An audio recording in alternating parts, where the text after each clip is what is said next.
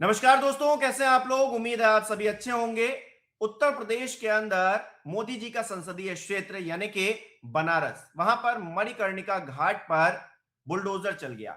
इसको लेकर अखिलेश यादव भी बोले, प्रियंका गांधी भी बोली, मल्लिकार्जुन खड़गे भी बोले, लेकिन भारतीय जनता पार्टी की तरफ से कोई प्रतिक्रिया नहीं आई।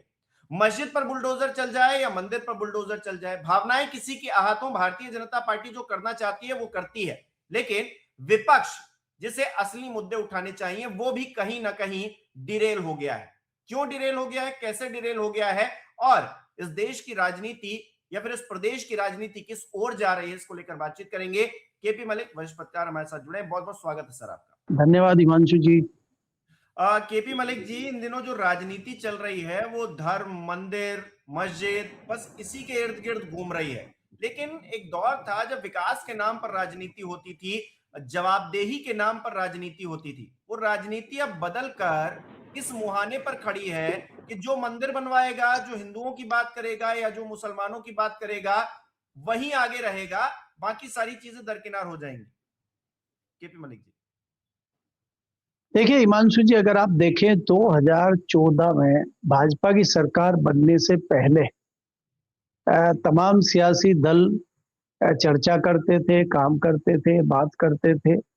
उसमें तमाम मुद्दे होते थे। महंगाई का मुद्दा, भ्रष्टाचार का मुद्दा, शिक्षा का मुद्दा, स्वास्थ्य का मुद्दा, सड़कों का मुद्दा, विकास का मुद्दा।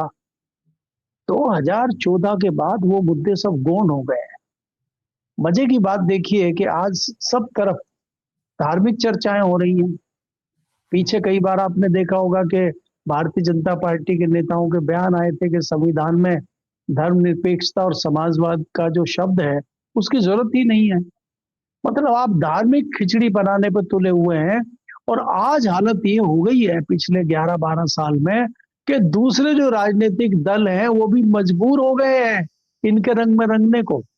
आपने देखा कि पिछले दिनों अखिलेश यादव ने कहा कि हम एक बहुत बड़ा सोमनाथ की तरह एक नया मंदिर बना रहे हैं इटावा में। उसके उसके साथ ही ममता बनर्जी घोषणा कर रही है कि हम एक बहुत बड़ा मंदिर कलकत्ता में बनाएंगे, कई कई एकड़ में बनाएंगे। तो ये कहाँ आ गए हम। अब आप क्या है कि युवाओं की रोजगारी का मुद्दा छोड़ के, भ्रष्टाचार के मुद्दे छोड़ के, स्कूल कॉलेज के आईआईटीज के मुद्दों को छोड़ के, विकास के मुद्दों को छोड़ के, भाई हम चाइना से बात कर रहे हैं, चाइना से हमारी लड़ाई है।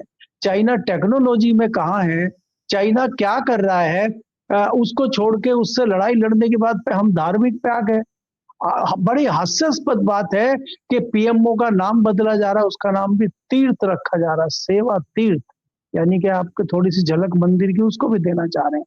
हमारे प्रधानमंत्री मोदी जी ने तो अमरीश पुरी को भी पीछे छोड़ दिया है। वो त्रिशूल लेकर निकल गए हैं और धार्मिक यात्राओं पे हैं। तो आपको ये देखना होगा कि हमारी जो प्रतियोगिता है, हमारी जो लड़ाई है, हम चाइना के साथ या दूसरे लोगों के साथ कंपटीशन कर रहे हैं किसी भी चीजों में, हम कहाँ हैं और वो कहाँ हैं। चाइना में तो धार्मिक कोई मामला है ही नहीं। वो तो बड़े, वहां तो कोई धार्मिक पाखंडवाद और इस तरह की कोई चीजें चलती नहीं। मेरे हिसाब से तो वो नास्तिक देश है, तो उनके ऊपर तो कोई इस तरह की आपत्ति आ नहीं रही, उनको तो कोई दिक्कत हो नहीं रही। और हमारे यहाँ एक तरफ आप मंदिर की बात करते हैं और दूसरी तरफ आज तमाम जितने हिंदू हिंदुत्व के चेहरे हैं, बड़े शंकराचार्य हैं, दूसरे लोग हैं, वो इस बात का बड़ा विरोध कर रहे हैं कि मोदी जी नए कॉरिडोर के चक्कर में, उसको बिजनेस बनाने के चक्कर में पुराने जो 1500 साल 2000 साल पुराने मंदिर हैं उनको तोड़ा जा रहा है। उनका बड़ा विरोध हो रहा है। तो ये क्यों हो रहा है। तो आपकी वास्तव में रणनीति कुछ है या पुराने मंदिरों को तोड़ के नए मंदिरों के जो है पर्दे के पीछे आप कुछ कॉमर्शियल तो नहीं अपने साथियों के लिए करना चाहते हैं, अपने लोगों के लिए। इस तरह की कोई रणनीति तो नहीं है आपकी। भारतीय जनता पार्टी ने देश में जिस प्रकार का माहौल, आज धार्मिक माहौल बनाया है और धार्मिक पाखंडवाद और अफीम पिला के लोगों को अंधभक्त बना दिया है, उसका नतीजा ये है कि तमाम जो दूसरे राजनीतिक दल हैं उनको भी भारतीय जनता पार्टी के रंग में रंगते हुए मजबूरन इस रास्ते पे आना पड़ा है।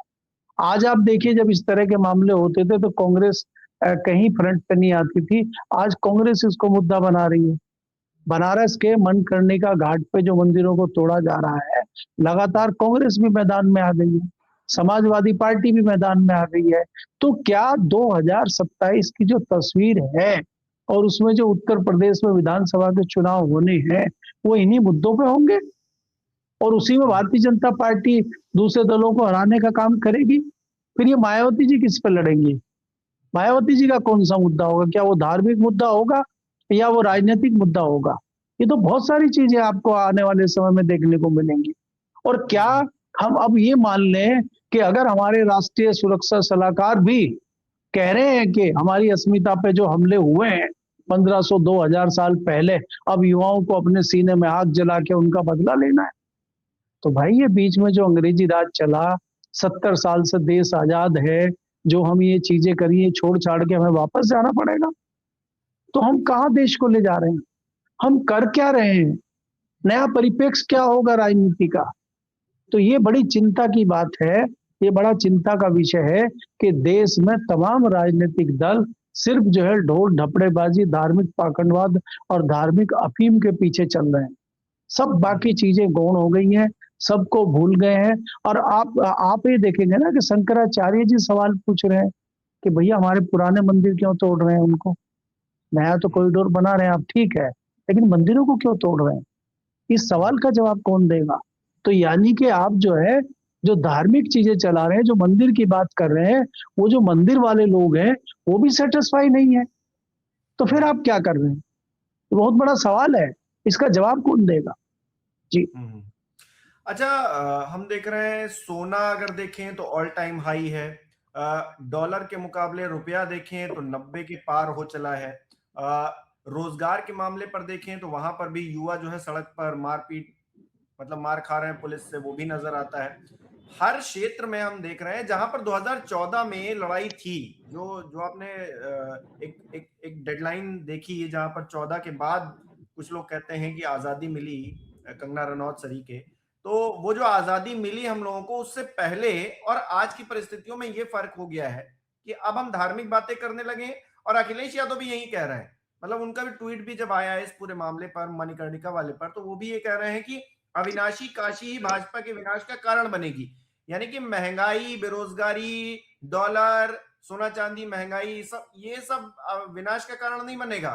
वो काशी में जो मंदिर तोड़े जा रहे हैं या फिर जो मणिकर्णिका घाट तोड़ा जा रहा है, वो विनाश का कारण बनेगा। यानी कि अंत भी होगा तो वो उसी धर्म के उस पे होगा, और जो उदय होगा वो भी धर्म के उस पे ही होगा, मतलब धार्मिक मुद्दे पर। हिमांशु जी, आप ये देखिए कि अखिलेश यादव की हिम्मत ये कहने की नहीं पड़ रही है कि भारतीय जनता पार्टी का कम से कम उत्तर प्रदेश में अंत जो होगा वो हमारी वजह से होगा, हमारी राजनीति की वजह से होगा, हमारी रणनीति की वजह से होगा, और हम भारतीय जनता पार्टी को हराने का काम उत्तर प्रदेश में करेंगे। ये कहने की हिम्मत नहीं हो रही है।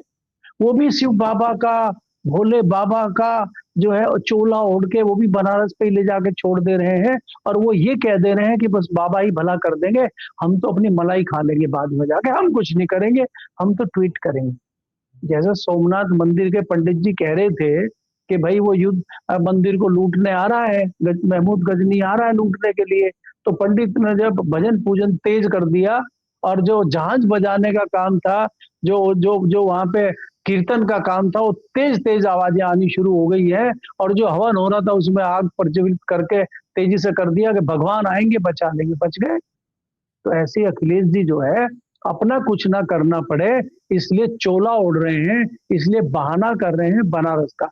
उनको भी तो जवाबदेही होगी ना कि जब इस तरह की चीजें चल रही थी आप क्या कर रहे थे? आप क्या कर रहे थे? आप क्या सड़कों पे उतर के सरकार से ये पूछ रहे थे?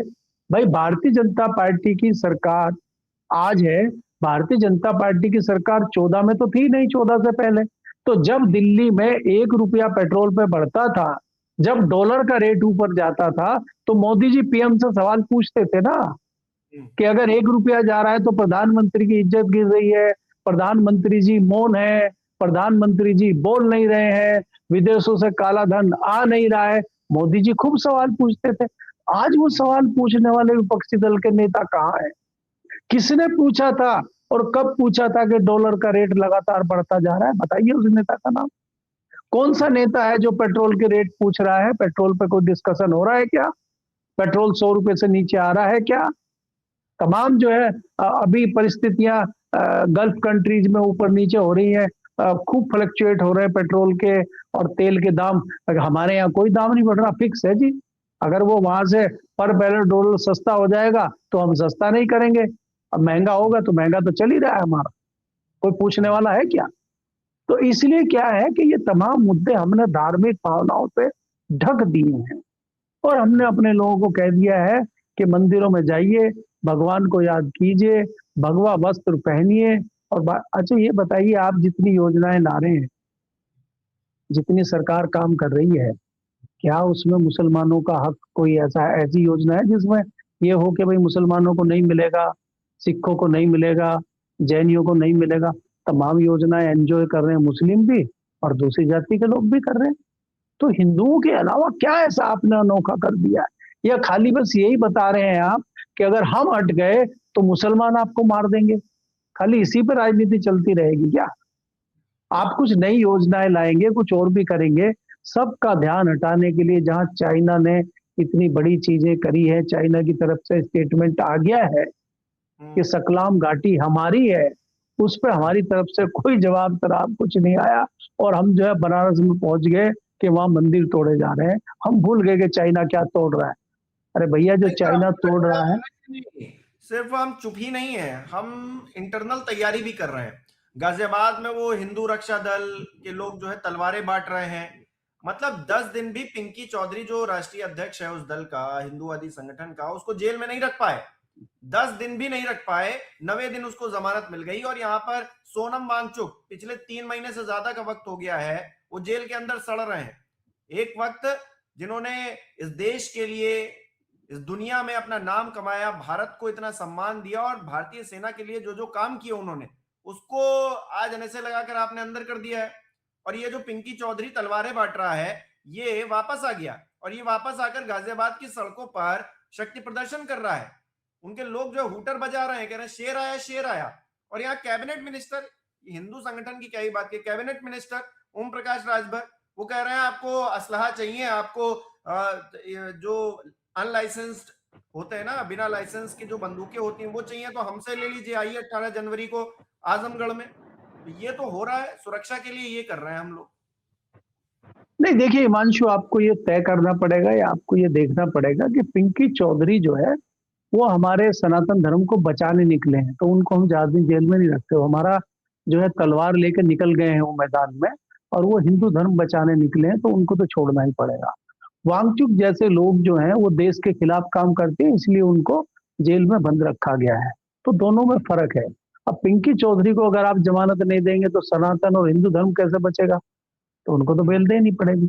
दूसरा जो अपने जो राजभर साहब हैं, वो जो तलवारें और इलीगल हथियार बांट रहे हैं, उनको भी धार्मिक और सनातन को बचाना है। बाबा के नेतृत्व में वो भी ये अच्छा काम कर रहे हैं देश में। अब देश को यही तो चाहिए भाई, देश में हमें धर्म को ही तो बचाना है, हमें धार्मिक चीजों को ही तो बचाना है। हमें नौकरी थोड़ी चाहिए, वो तो सरकार दे रही है हमें 5 किलो राशन, हमारा काम चल रहा है उसमें। तो आने वाले समय में हमें 5 किलो राशन चाहिए और हमें फ्री के हथियार चाहिए हिंदू धर्म को बचाने के लिए। तीसरी चीजों पर कोई डिस्कशन नहीं है। तीसरी चीज अगर कोई करनी है तो वो अडानी जी करेंगे, चाहे वो हाईवे बनाना हो, चाहे वो हवाई जहाज का एयरपोर्ट देखना हो, चाहे वो बड़ी परियोजनाएं हो, वो तो अडानी जी कर ही लेंगे, वो तो अपना काम कर रहे हैं। हमारा काम है सिर्फ धर्म को बचाना, सनातन को जो है संजो के रखना, हमारा काम वो है, हम उसमें कर रहे हैं। तो यही तो पिंकी चौधरी का क्या इतिहास है? कौन है ये पिंकी चौधरी जिस पर हम यहाँ डिस्कशन कर रहे हैं?